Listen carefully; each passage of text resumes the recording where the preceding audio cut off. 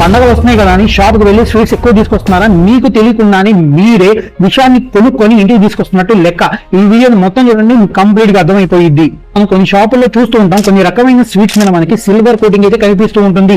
దీన్నే మనం సిల్వర్ వరాక్ అని అంటాం. అయితే ఫ్రెండ్స్, షాప్ వాళ్ళు ఈ సిల్వర్ వరాక్ ప్రైస్ ఎక్కువ అవడంతో దీన్ని వాడకుండా వాళ్ళు ఏం చేస్తున్నారంటే అల్యూమినియం వరాక్ అయితే వాడుతున్నారు.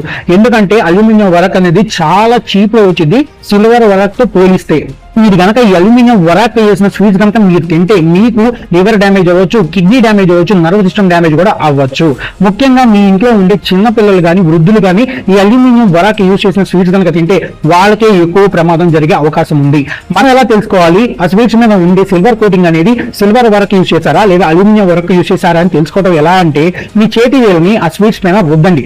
రుద్దిన తర్వాత మీ చేతికి అయితే ఆ సిల్వర్ కోటింగ్ అయితే అతుక్కున్న సిల్వర్ కోటింగ్ ని మీ ఇంకో వేలుతో రబ్ చేయండి. రబ్ చేసిన తర్వాత మీ వేలుని చూడండి. మీ వేలు కనుక ప్లేన్ గా ఉంటే దానిలో అయితే సిల్వర్ వరాక్ అయితే యూజ్ చేశారు. సిల్వర్ వరాక్ అలా రబ్ చేసిన తర్వాత మనకి చేతి వేలికి అయితే అతుక్కోదు, కనిపించదు.